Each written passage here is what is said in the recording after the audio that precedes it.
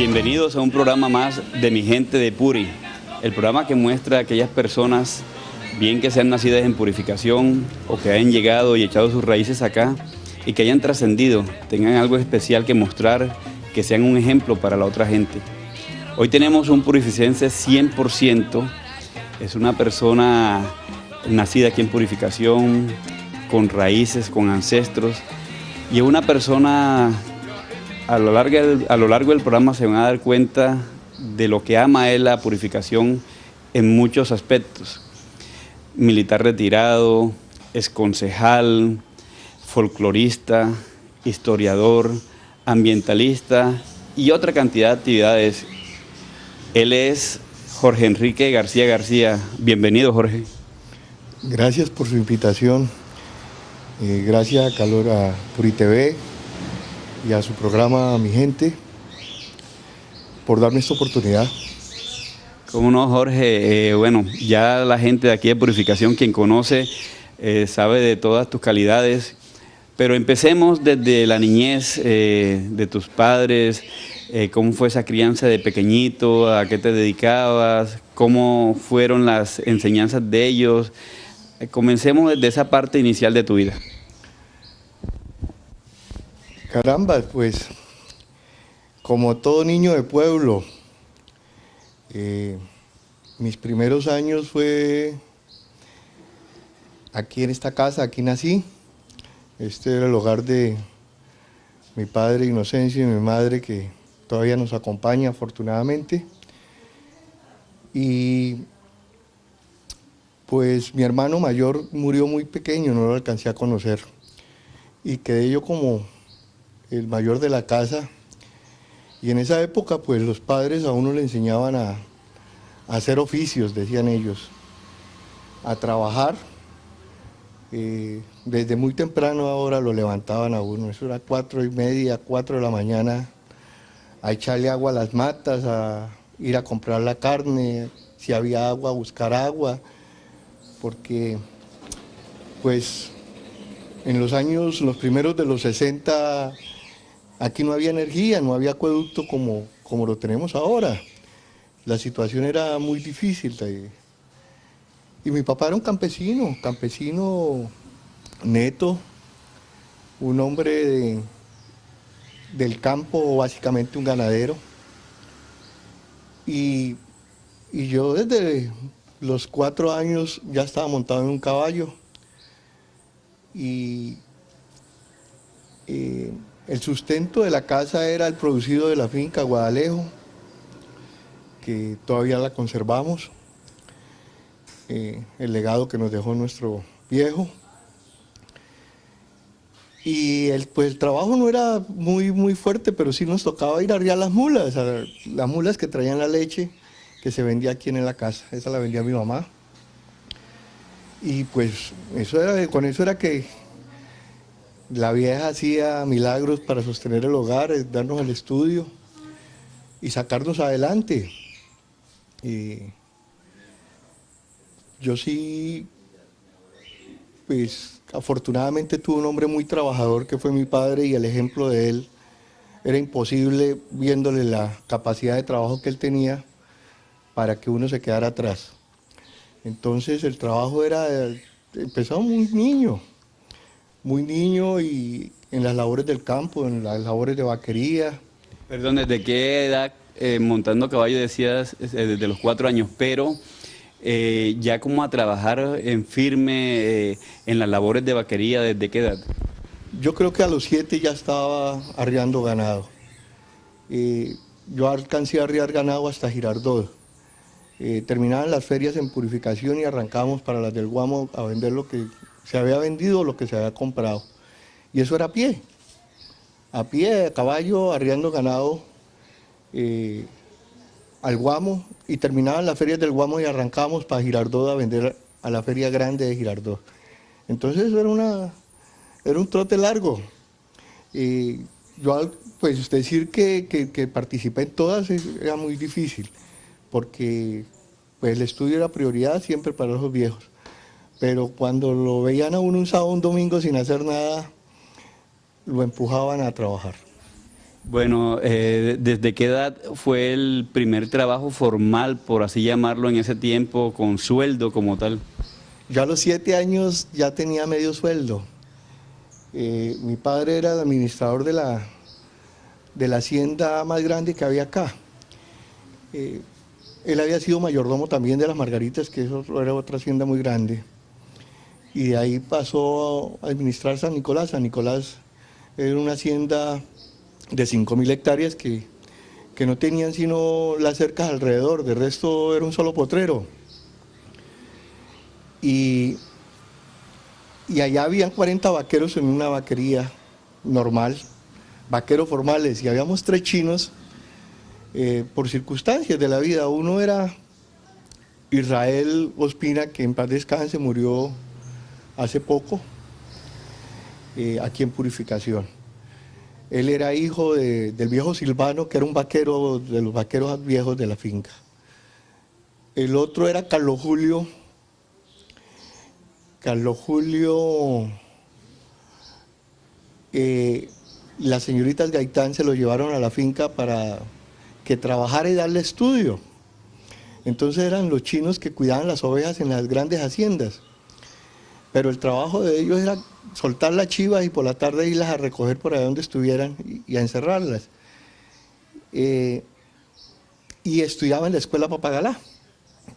Pero él, en su vagancia y sus cosas de un muchacho, a veces iba, no iba. Y el otro era yo. Entonces, bueno, por aquella vaina de que era el hijo del administrador, pues yo tenía mi sueldito allá. Y pues, ¿cuánto me daban? No sé, pero eso rendía, eso rendía. Pero un niño de 7 años y medio, 7 años, ya montando a caballo, haciendo vaquería, ¿cómo se comportaba? ¿Cómo ese niño tenía la fortaleza? Porque eso es un trabajo muy arduo.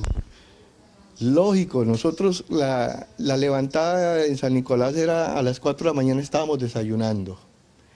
Y ya habíamos cogido las bestias. Ya estaban las bestias ensilladas y estábamos a las 4 de la mañana sentados desayunando para salir a coger la punta de ganado.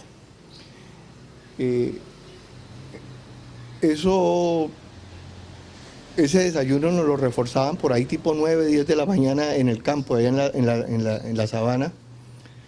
Llegaba el jeep con carne asada, con yuca cocida. Ese era el puntal que decían y los viejos mucho aguardiente, ellos sí tomaban mucho aguardiente allá. Ya en esa época, a esa hora ya estaba parada la punta de ganado y estaban era cogiendo a lazo en el monte. Entonces mandaban a uno de los chinos o a 2 chinos a que fueran a traer 2, 3 botellas de aguardiente a Papagalá, que eso quedaba más o menos una hora corriendo. Porque nosotros que andábamos, era corriendo, era pelados que no pesábamos nada. ¿Pero a caballo o a pie? A caballo, eso era todo a caballo, allá nadie se bajaba del caballo, eso era caballo. Y el caballo volvía a descansar por ahí tipo 2 de la tarde que llegábamos a la hacienda, 2, 3 de la tarde. Encorralábamos en la hacienda para iniciar trabajo de corral, que era marcar, errar, señalar, porque en esa época se señalaba con cuchillo. La señal de la hacienda San Nicolás era un boquete en la oreja derecha o izquierda, depende de quién fuera. Si era la M de doña María o el 3 de doña Sofía. Entonces, depende de donde estuviera, se le señalaba la res. Y vacunar, descornar y torear, porque esos eran animales muy salvajes los que había en esa época en esa hacienda. Como le digo, no eran ganados en el monte, que únicamente se cogían 6 veces, una vez cada 6 meses. Del resto no conocían a nadie, eso era ganado montuno. Entonces era ganado muy bravo. Y tenía la oportunidad uno de chino de aprender a hacer los oficios que hacían los viejos. La enseñanza era el ejemplo de ellos, básicamente.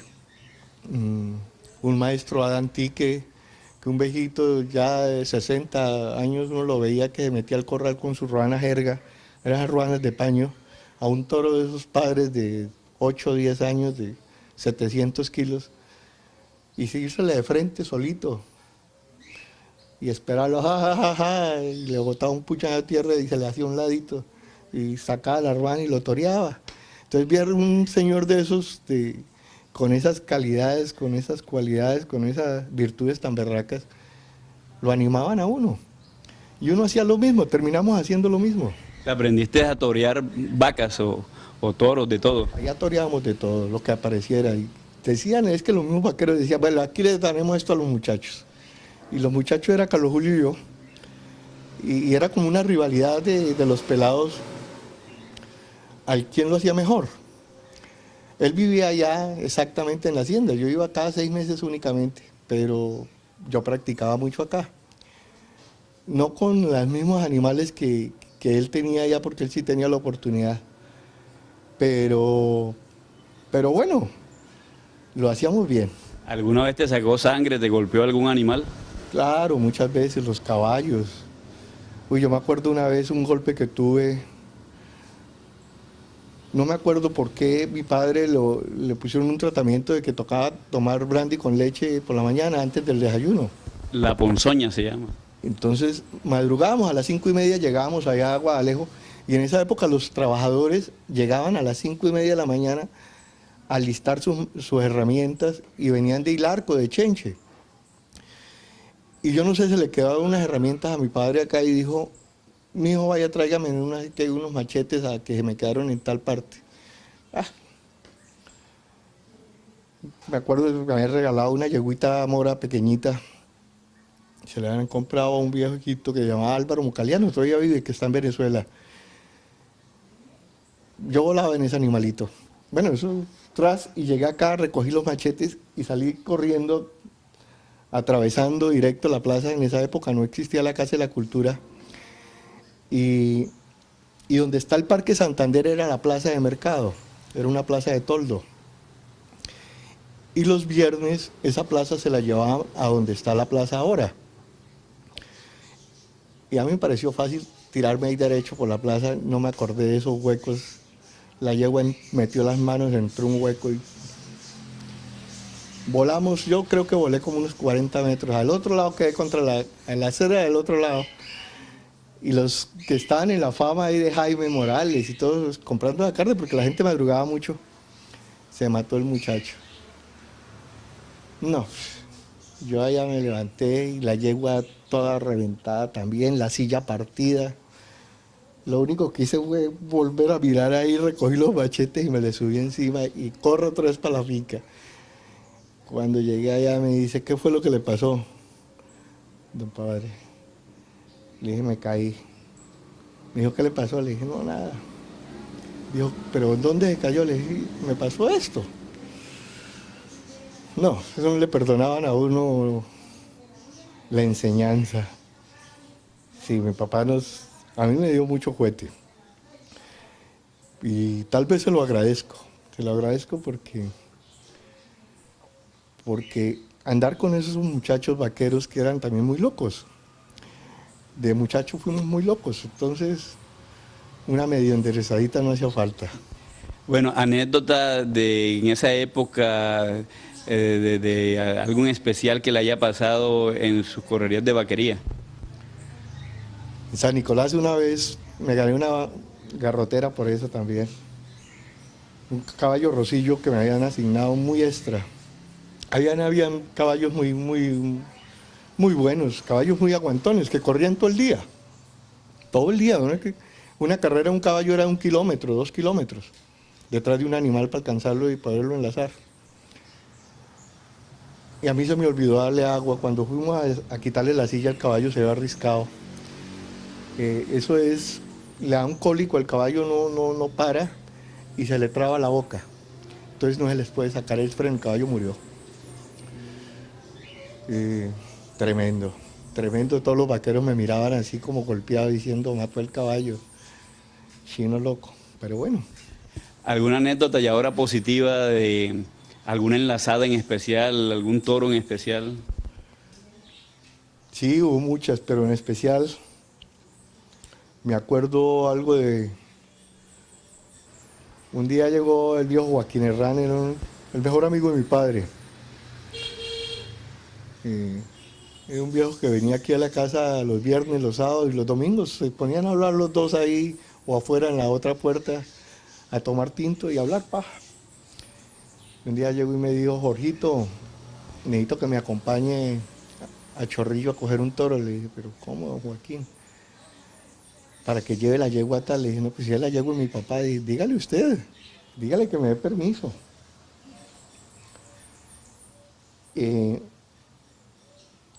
Dijo, bueno, yo le digo. Entonces le dijo, me dijo, no, Chencho dijo que sí. Y yo voy a ir con Álvaro también. Álvaro Poloche era el mayordomo de mi papá. Yo andaba con él mucho tiempo. Era que los días eran desde que uno salía a caballo hasta por la nochecita que volvía aquí a la casa. Aquí en la casa permanecían 4 o 5 caballos, ahí en la parte de atrás. Allá existían las pesebreras.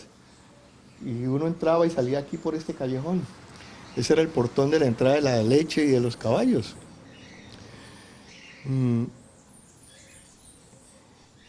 Y bueno, nos fuimos esa mañana, madrugamos, estábamos llegando a Chorrillo. Gastamos, ¿qué? Como hora y media, eso es en la desembocadura de Río Prado con el Magdalena. Unas vegas muy lindas de pasto india. Íbamos a buscar el toro que le había quedado a don Joaquín, que había vendido el ganado y no habían podido sacar un toro que le había quedado allá. Y los tres pues íbamos listos, armados ya, con rejo listo. Y cuando me di cuenta es que casi me le monto por encima y el toro salió corriendo y yo me lo fui detrás. Una yegua muy rápida y pronto le logré tirar y le enlacé. El viejo me dijo, Jorgito, amárrese que ya lo tiene. Yo pues lo agarré, lo tuvimos. El resultado fue que el toro lo sacamos y, bueno, mijo, lo felicito, carajo, qué berraquera, qué buen lazo. Bueno, le has aprendido mucho a tu padre. Bueno, pues, esos viejos eran muy agradables, siendo campesinos, eran personas cultas que lo sabían tratar a uno. En medio de su ignorancia campesina. Al otro día me dijo, mijo, quiero que me acompañe a San Julián. La San Julián es otra finca que él tenía acá al lado de Guadalejo. Le dije, ¿qué, don Joaquín? Dijo, necesito que me acompañe. Yo ya hablé con su papá y esta tarde vamos. Y bueno, llegué ahí, nos fuimos con el viejo a caballo, los dos para allá. Tenía ya Álvaro le había encerrado 50 novillas ahí, unos animales muy hermosos. Y me dijo, escoja la que quiera. Mejor dicho, enlace la que quiera, la que le guste. Cuando me decían enlazar a mí, eso era la fiebre, eso era como decir uno de pelado, monte en bicicleta o monte en moto en esa época. Para mí enlazar era mi hobby. Cogí una vaca tabaca muy linda, una novilla de vientre, ya preñona. Y le dije que, dijo, no, es que ese es el premio que usted se ganó ayer por el lazo que hizo. Me dijo, joder. No, pues, San Nicolás, en esas vaquerías venía gente de todas partes, los mejores vaqueros de la región. Del Guamo venían los Murillo, que eran los vaqueros de la hacienda Lozanuna, el doctor Lozano, donde sacaban el ganado bravo también, que toreaban en el Guamo y en el Espinal. De San Luis venían los moncalianos, mechas viejas, esos son unos viejos muy berracos para enlazar. De acá de Purificación iba el Charquito Moisés, iba Ángel María Sánchez, iba Poloche,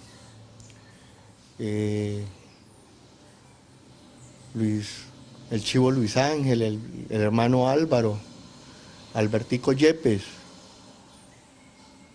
de Puri. De allá de Saldaña, de Castilla, salía el viejo Silvano, Adán, Jaime Tique, Esas eran jornadas de vaquería. Eran las jornadas de 15 días que duraban allá compartiendo. Y entonces, eso se mataban 4 novillas normalmente para esa vaquería, que era el alimento. Entonces, normalmente veían una novilla por ahí, decían, esta novilla la enlazaban así como mal para que partirle una pata y de una vez matarla. Y eso era parte de la... Se sabía que tocaba matar un animal, entonces se escogía lo mejor que había, pero eran cosas muy lindas. Las ferias de aquí de Purificación, ¿cómo eran en ese tiempo?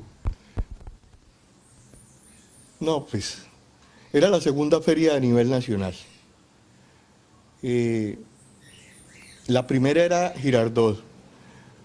Pues ahora existirá Villavicencio, existirá Medellín, existirá Agroexpo Bogotá, existirá Montería, pero lo que se conocía en esa época era que la mejor feria de Colombia era Girardot. Y la segunda era Purificación. De acá se comercializaban 10.000 cabezas de ganado entre el 11 y el 15 de febrero y el 11 y 15 de agosto.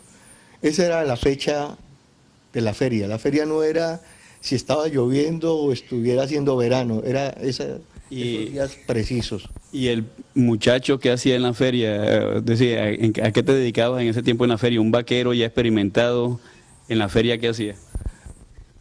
Atajar y arriar ganado.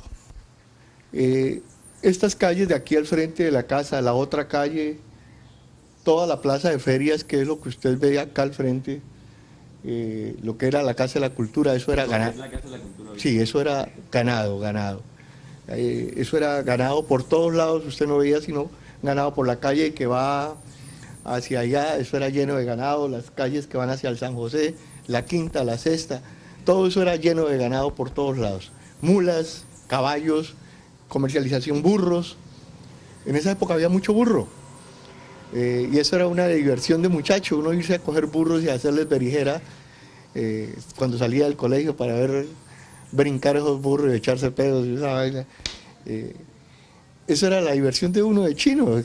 Estos eran potreros, acá no existía nada de estas cosas. Entonces, en los años 60 y 70, Purificación vivía del ganado. Las tierras, la agricultura era muy poca, el arroz todavía no tenía ese auge que hay en este momento. El arroz empezó a mediados de los principios de los 70, empezaron a desplazar y las mejores tierras de ganadería que existían de ceba, porque Purificación era un cebadero de ganado, aquí se producía ganado gordo para Bogotá, para Ibagué, para Armenia, mucho ganado iba para Armenia. Era acá, una feria purificada, pues estamos hablando de, ¿qué me acuerdo yo por ahí? De los 6, 7 años, aquí dormían 10, 12 vaqueros, que eran los vaqueros de mi padre, que estaban atajando ganado. Y entonces, la feria era una fiesta con preventa, y venían los amigos de Dorada. ¿Qué cantidad de ganado se comercializaba en ese tiempo? 10.000 cabezas de ganado. Eso era lo normal que se comercializaba acá en Purificación. Bueno, algo muy grande. Ustedes no se muevan, vamos a hacer una pequeña pausa con esta historia de vaquería de un niño desde su temprana edad hasta 7, 8, 10, 11 años dedicado a la vaquería. Ahorita más luego venimos con la parte ya de sus estudios. No se muevan, ya regresamos. Mejor calidad de imagen y sonido, alta definición y colores vivos. En la TDT podrás interactuar y el estado del tiempo consultar. A dispositivos móviles y portátiles llegará. Y en muchas partes la verás. TDT Televisión Digital. Los canales gratis se podrán transmitir. TDT Televisión Digital. Con la TDT te vas a divertir.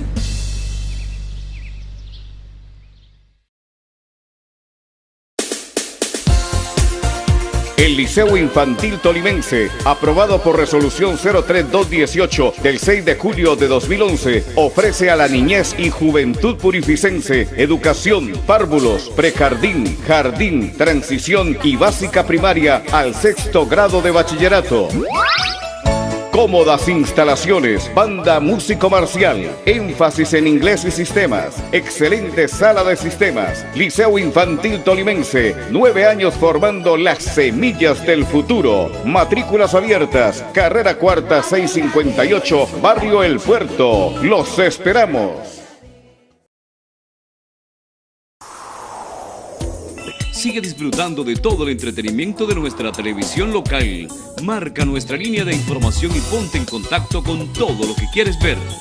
Eventos, farándula, deportes, música, noticias, humor, animados y mucha variedad.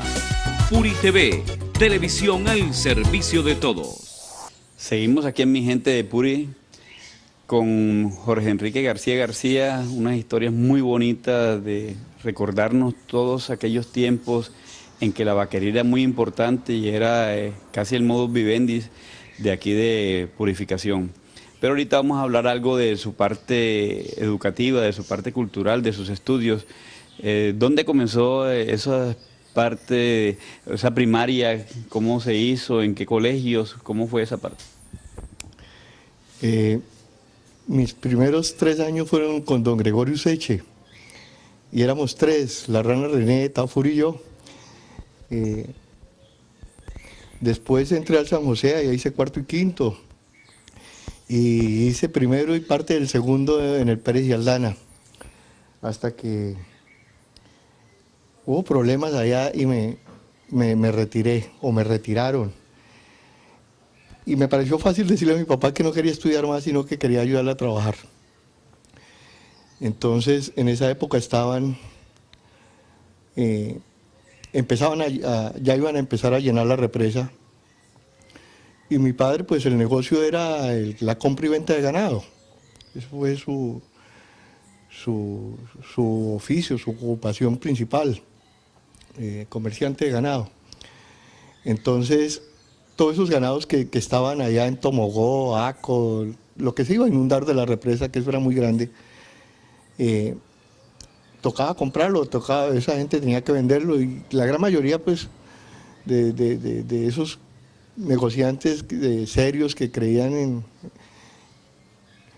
porque era una persona de mucha palabra, sobre todo muy honrados, esas virtudes que ya se han perdido. Aquí no, desafortunadamente en Purificación el que es honrado es un bobo.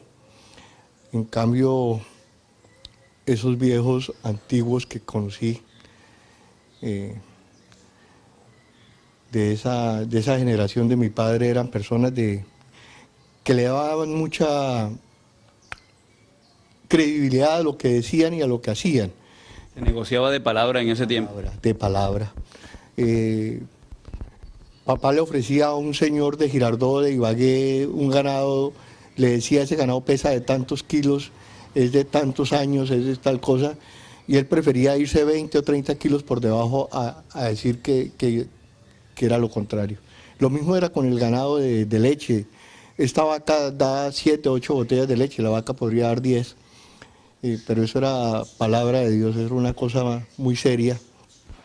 Y afortunadamente tuve esa crianza viendo esas personas que no era solo él, el viejo Joaquín Herrán, el viejo Carmelo Sánchez, todos esos viejos finqueros de esa época. Y con toda esa gente se negoció todo ese ganado de allá de Prado, cuando se iba a llenar la represa de Prado, para traerlo para acá. Sí, esas vaquerías era a caballo, de acá de Purificación a caballo a Prado, a la represa, y ahí meterse uno a Tomogó, Aco, arriar ganado para venirse para acá, otra vez para acá por Purificación. O sea que uno salía a las 2 de la mañana y llegaba a las 10 de la noche.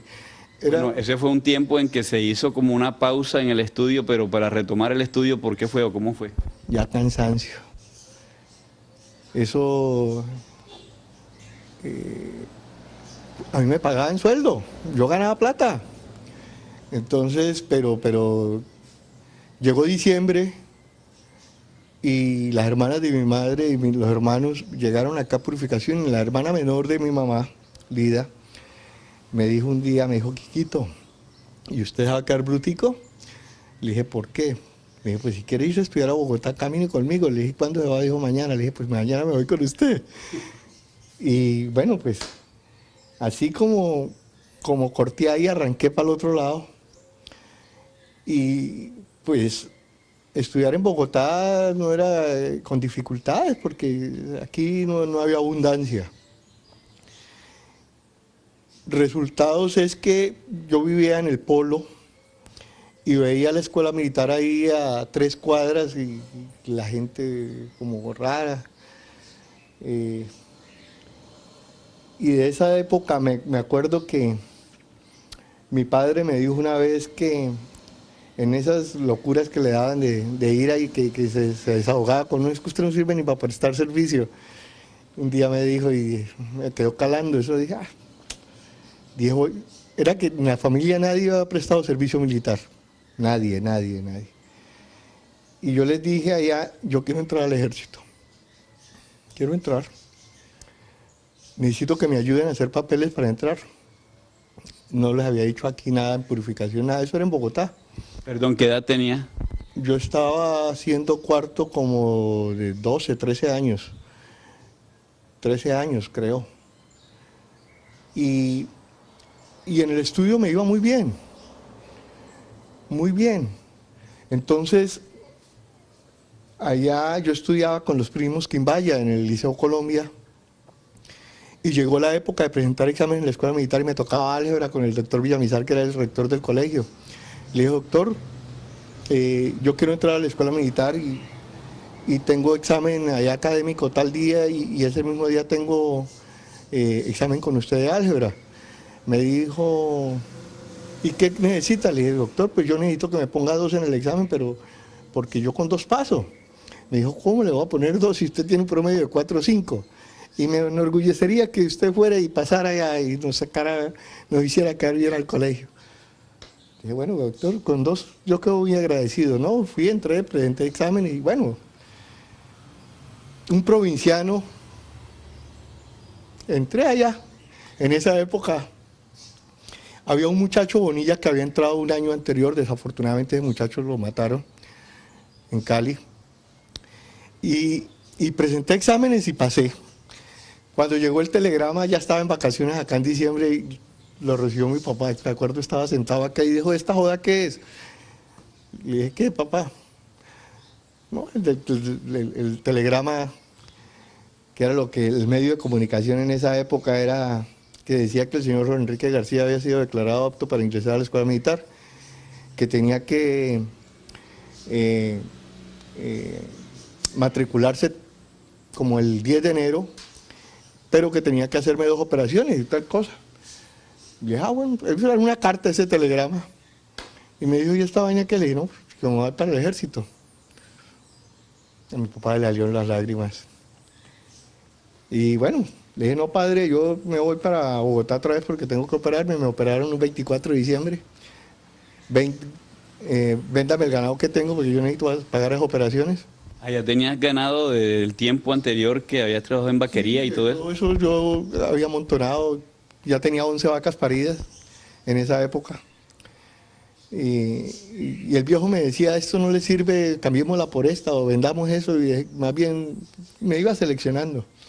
Bueno, yo me costeé mi operación y mi vaina, y me fui por donde las viejas Gaitán, que eran las dueñas de San Nicolás y que era mi madrina. Le dije, madrina, me voy para la escuela militar. Me dijo, tranquilo, que yo le subsidio el estudio. Entonces, en esa época valía como 500 pesos la mensualidad en la escuela, pero 500 pesos era mucha plata. Entonces, a mí me giraban ahí al banco de la escuela militar de la Gaitán, esa cosa, esa pensión. Y bueno, en la época de la escuela militar era una época dura. En esa época era de bárbaras naciones. Eso no es el colegio de ahora, la vida de la militar era muy dura. Perdón, pero ya había llegado hasta cuarto de bachillerato, ya se hizo quinto y sexto de bachillerato y luego ya la carrera militar como tal. No, señor. Yo hice quinto y sexto como parte de la carrera. Yo no duré sino 3 años en la escuela militar. Hice 1 año más de economía y salí como subteniente. En esa época, en la escuela hacía la fiesta de las regiones. Entonces, los oficiales por ejemplo, del Tolima, llamaban a los tolimenses nuevos, los reclutas, a que se conocieran, y por pueblos. Bueno, el pueblo de Ibagué, bueno, un montón, Purificación allá solo con una pelota. Cuando aparecieron otros dos, un muchacho Bonilla, que era Pote, pues ese sí era conocido, y otro que era el Negro Rodríguez. El Negro Rodríguez entraba ya con sexto bachillerato, él nos llevaba la ventaja, entró conmigo. Desafortunadamente al Negro lo mataron acá en Purificación en una fiesta de San Pedro, también. Bueno, ya. ¿Y esa carrera militar hasta dónde se llegó, hasta qué grado se llegó? Yo llegué a mayor,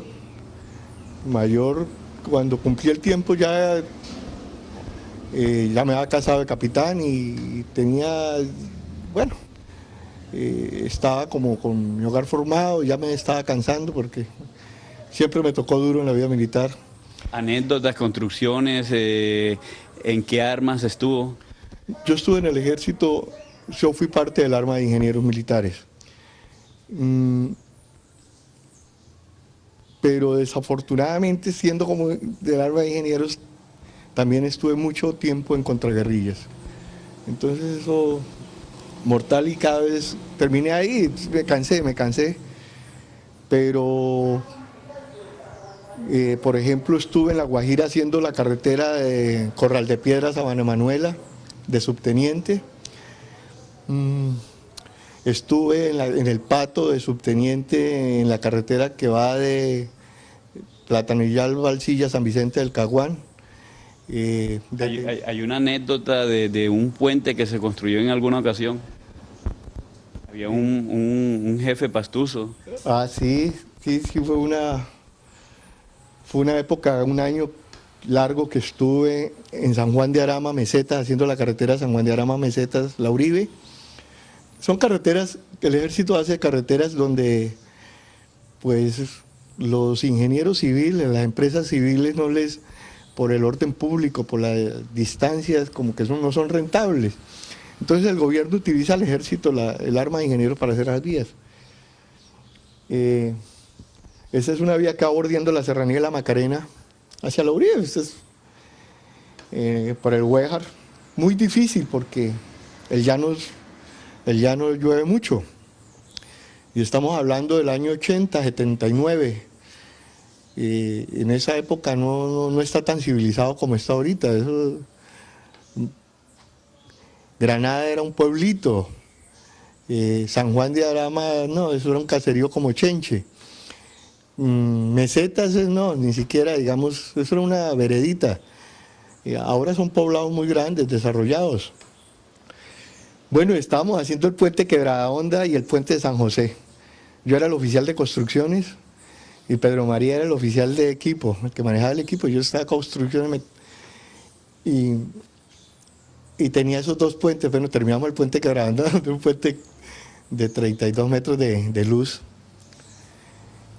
Y eso con muchas dificultades porque el cemento nos tocaba traerlo desde Bogotá. Y el hierro y todo, eso era muy difícil. Bueno, terminamos el puente y le estábamos haciendo la prueba de esfuerzo, llegué y le coloqué 7 volquetas cargadas encima y le dije al capitán Canal, que era el comandante de la destacada, le dije: mi capitán, yo quiero que vaya a ver el puente, que ya lo terminamos y está en la prueba de esfuerzo.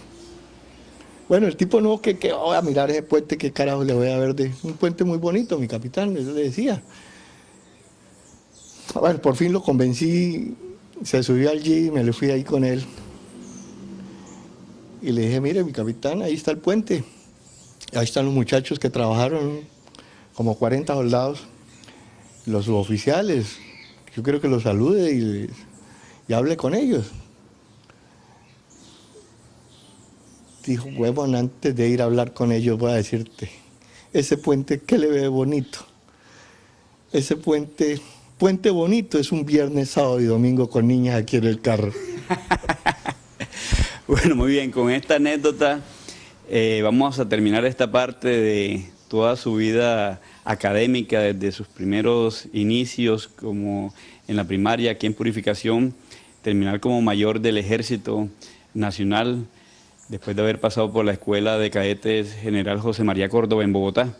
Ustedes no se muevan, ya regresamos para terminar ya esta parte con algo muy especial que viene. No se muevan, ya estamos con ustedes nuevamente.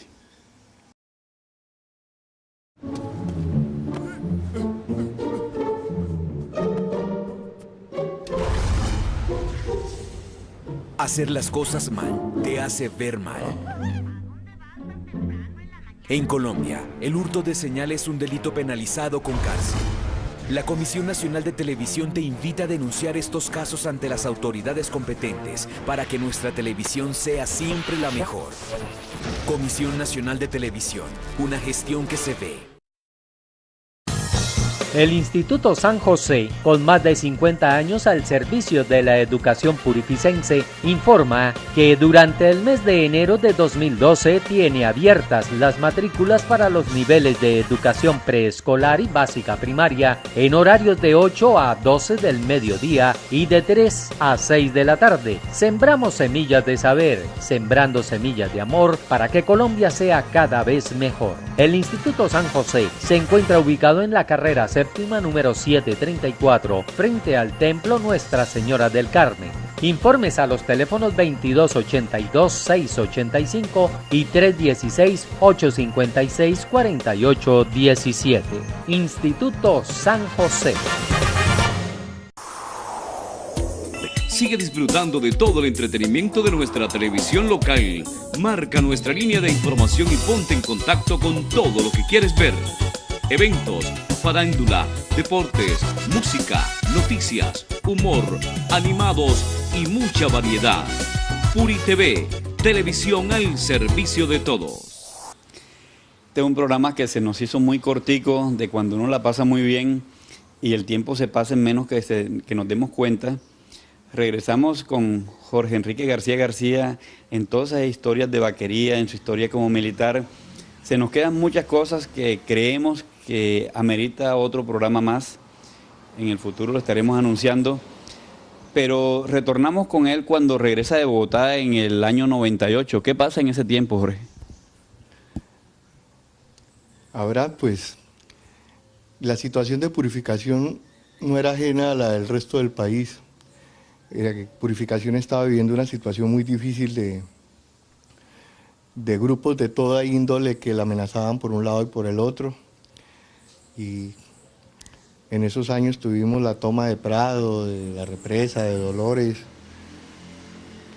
la cantidad de gente muerta, cantidad de secuestrados, la represa de Hidroprado desolada, nadie venía. Era una situación muy oscura. ¿Pero qué? Después de que me separé de mi esposa en Bucaramanga, dije voy a volver a mi tierra. Y volví a Purificación y volví al campo. El campo yo nunca lo abandoné, y en el ejército pues yo estuve todo el tiempo en el campo, el tiempo de oficina fue muy escaso. No me gustaba la oficina, me gustaba estar en el campo. Entonces, la finca estaba un poco abandonada porque mis hermanos estaban en Bogotá y mi mamá sola prácticamente, y ya por su edad avanzada le quedaba difícil. Empecé con un caballito, montando a caballo, recordando esa época de juventud cuando mi mamá me decía, mi hijo, acompáñeme a visitar a mi abuela, y arrancamos desde acá de Puri para el Salitre. Entonces, mi mamá era una montadora de caballo tremenda.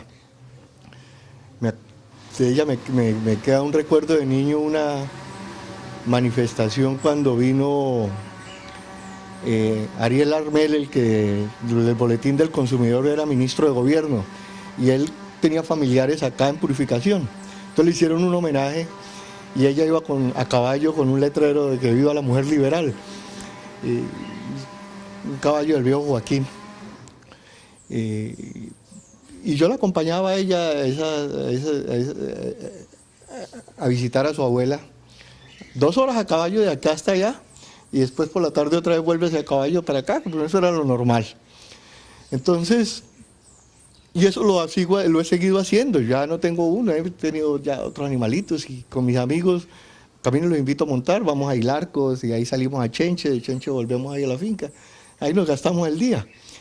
En algunas de esas cabalgatas se descubrió o ya fue donde se dio a conocer lo del arte rupestre. No, lo del arte rupestre estaba en el consejo en esa época y un señor Héctor Galeano, que estaba haciendo una investigación sobre arte rupestre, venía de Alpujarra, Dolores Prado, y terminaba acá en Purificación con el Ministerio de Cultura. Él preguntó en Ibagué que quién le podría colaborar, entonces le dijeron que Jorge García le podía colaborar, que era un tipo que andaba en el campo. Entonces me preguntó un día que le podía ayudar en eso. Le dije, yo creo que sí, yo tengo conocimiento de unas cosas que hay acá. Caminen, las muestro. Entonces, encontramos el corredor de arte rupestre, las 16 piedras, pero eso yo no las conocía. Los campesinos de todo Purificación que me conocen y me ven andando para arriba y para abajo, le preguntaba, oiga, ¿usted ha visto esto? Ah, sí, yo sé dónde hay unas de esos. Piedras que están en el monte. Eso nadie les ha hecho nada, porque pedimos apoyo a varias entidades que nos colaboraran para eso. Se hizo el estudio, se hizo el trabajo, se georreferenciaron, se tomaron las fotografías respectivas, se mandó eso al Ministerio de Cultura, al Instituto de Arqueología, pero realmente nadie le ha querido parar bolas a eso. Los visitantes que vienen a Purificación le dan más interés al corredor de arte rupestre que nosotros mismos los purificenses. Veo que en un pendón hay una corredor de arte rupestre con el nombre Jorge García García. ¿Quién hace ese homenaje o por qué el reconocimiento? Eso lo hizo Héctor. Héctor lo hizo pues como tal vez un agradecimiento, y socializó el proyecto acá en Purificación, hizo un poco de pendones, como unos 20, cuando lo socializó, y después me regaló 4. Entonces, eso los mantengo en la casa, pero los presté porque los necesitaban mostrar algo de eso en Melgar y en Ibagué, y se llevaron, me quedó uno ahí, pero los tengo que recuperar.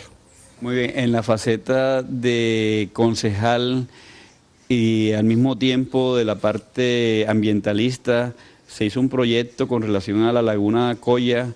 ¿Qué nos puede decir de eso? La Laguna de Coya es el sitio para mí más hermoso de Purificación, porque es nuestro. El río Magdalena es una belleza, pero eso nos pertenece a todos los colombianos. Quiero hacer claridad, la Laguna de Coya no es ni solamente los de la vereda de Coya ni de los purificenses. Es tan hermoso ese sitio que ese es un patrimonio de la humanidad.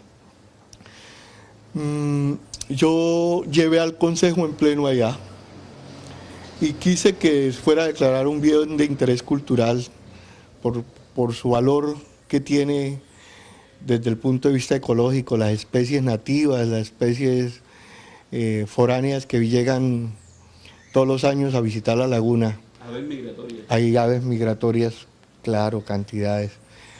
Y lo que queda de la laguna todavía podemos recuperarlo, son 14 hectáreas. Yo sí quisiera que algún mandatario viera la importancia que tiene.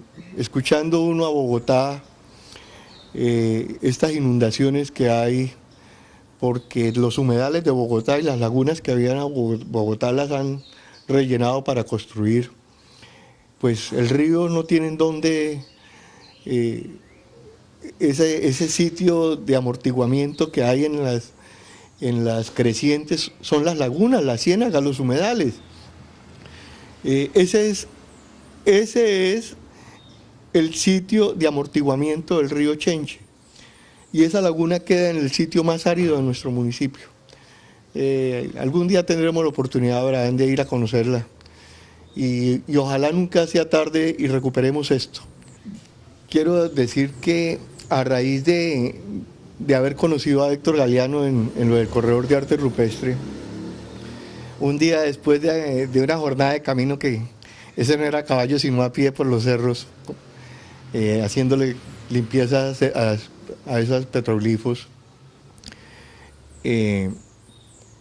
me preguntó sobre el San Juan, me dijo, ¿qué pasó con el San Juan? Le dije, Héctor, eso pues llevamos 50 años sin celebrarlo y aquí no le he visto interés. Me dijo, pero yo sé que usted lo celebraba. Le dije, pues sí, lo celebraba, pero dijo, hombre, empecemos a hacer. Lo hicimos y hemos tenido, pues yo pienso que esta es una fiesta popular. Es la fiesta popular por neta del campesino. San Pedro es el patrono de la gente del pueblo y San Juan es el patrono del campesino.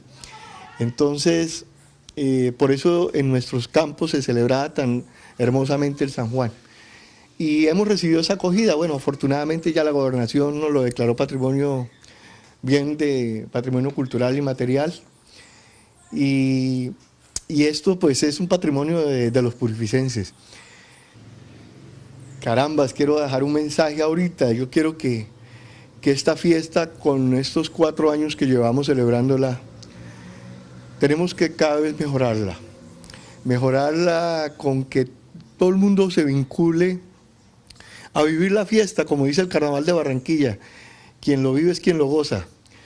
Entonces, Abraham, carambas, tú que tienes esa capacidad y tienes el medio de difundirlo y de organizar, ojalá cada vereda, cada barrio de purificación sacara su comparsa y sanamente saliéramos a gozarnos del festival.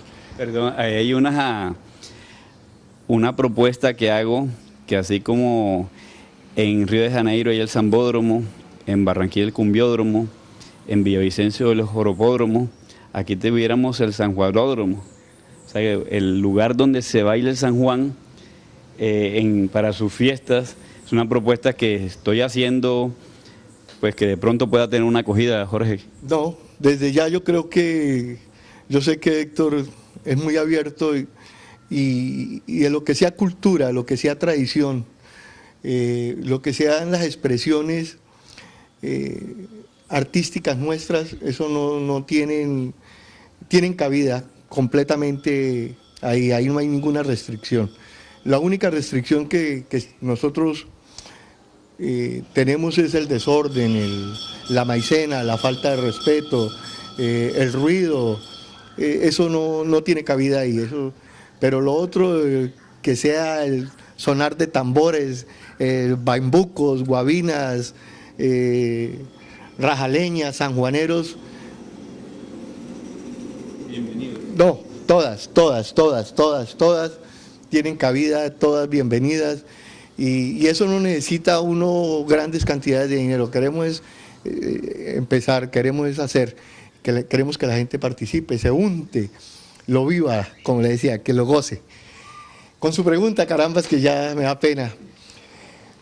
Sí, Purificación fue capital de Colombia en el 31 por 5 días. ¿Eso por qué fue? Fue realmente como una carambola, fue como del azar, pero como le decía anteriormente, esto en 1831 era esto era netamente ganadero, y una de las haciendas más famosas de esta región era la hacienda Saldaña. Saldaña hasta el 62 fue un corregimiento de purificación, estamos hablando de 1800. Entonces, la hacienda más importante era la hacienda Saldaña, que tenía 80.000 hectáreas. En esa época, el dueño de esa hacienda era el general José Domingo Caicedo, y José Domingo Caicedo era el vicepresidente de la República. A raíz de un levantamiento del general José Hilario López y José María Obando, uno en el Cauca y el otro en Nariño, que se anexaron al Ecuador después de la muerte de Bolívar en el 30, que fue la disolución de la Gran Colombia, fue el caos. Entonces el general Urdaneta, que era el presidente, salió para Estados Unidos y dejó encargado al vicepresidente. El vicepresidente organizó la convención de Apulo, y en la convención de Apulo los dignatarios que trajeron estos dos generales los convencieron de que vinieran, que otra vez volvieran a su patria, Colombia. Eso se realizó en la hacienda Saldaña. El vicepresidente nombró al uno ministro de gobierno, al otro ministro de guerra. Ahí hicieron los honores militares, ahí leyeron los decretos, se posesionaron y se acabó esa sublevación que había de este par de generales. Ya quedaron con su puesto y se acabó el problema. Esos fueron 5 días de jolgorio en la hacienda Saldaña, y por eso Purificación fue capital de Colombia. Después, ya en el 40, el movimiento comercial de Purificación era muy grande, y la riqueza de nuestra tierra, como pensamos aquí todavía que es el oro negro que estamos sacando aquí en los cerros, del petróleo, no. Nuestra riqueza acá es nuestra gente, nuestros muchachos y nuestra tierra verde tan hermosa, nuestros valles tan hermosos del río Saldaña, el río Magdalena y el Chenche, que nos inundan. Nosotros tenemos muchas, por eso producimos tanto arroz.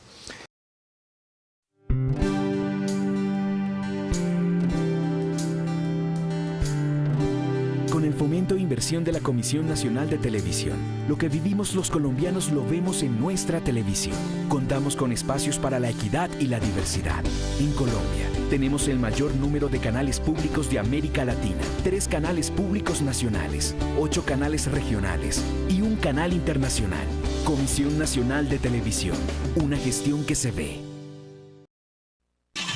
Si te gusta la emoción, el deporte, la adrenalina, que no te pase esto. Entonces corre a cancelar los primeros 5 días de cada mes tu mensualidad en Litepuri. Evita cortes innecesarios y conecta tus sentidos con la mejor televisión del mundo. Sigue disfrutando de todo el entretenimiento de nuestra televisión local. Marca nuestra línea de información y ponte en contacto con todo lo que quieres ver. Eventos, farándula, deportes, música, noticias, humor, animados y mucha variedad. Puri TV, televisión al servicio de todos. Enrique García García, en el programa de Mi Gente de Puri, un mensaje especial para la población purificense, para todos estos habitantes, para la gente de aquí, el amor propio a esta región, el sentido de pertenencia. Ahora, yo quiero decirle pues, que tenemos que sentirnos orgullosos de, como le decía, de nuestro pueblo, por la tradición que tiene en sus tantos años de historia, desde que fue fundado. Yo quiero, el San Juan, una de las funciones de la fiesta popular es integrar, compartir, recrear, mantener tradiciones. Y en esas tradiciones, como le decía, aquí éramos gente del campo, somos campesinos. Toda la vida hemos vivido del campo, antes vivíamos de la ganadería, ahora viven de la agricultura, del arroz y de otros menesteres. Pero tenemos que sentirnos orgullosos de lo que hemos sido y de lo que somos. Tenemos que sentirnos orgullosos de esos vaqueros que hicieron tanta historia a nivel nacional, de esos vaqueros tolimenses que los exportamos a la costa, los exportamos al llano, y que ya no quedan sino en el recuerdo en la primera estrofa del himno del Tolima, soy vaquero tolimense.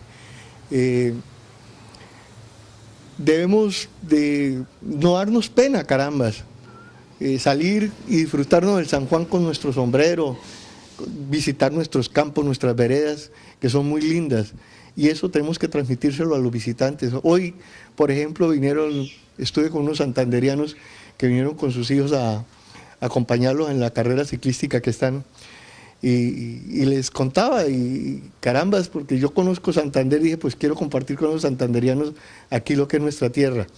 Entonces, eso tenemos que hacerlo con naturalidad, porque nos brota por nuestras venas, sentirnos orgullosos de lo que somos y de lo que tenemos. Jorge Enrique García García, orgullosamente campesino, orgullosamente indio.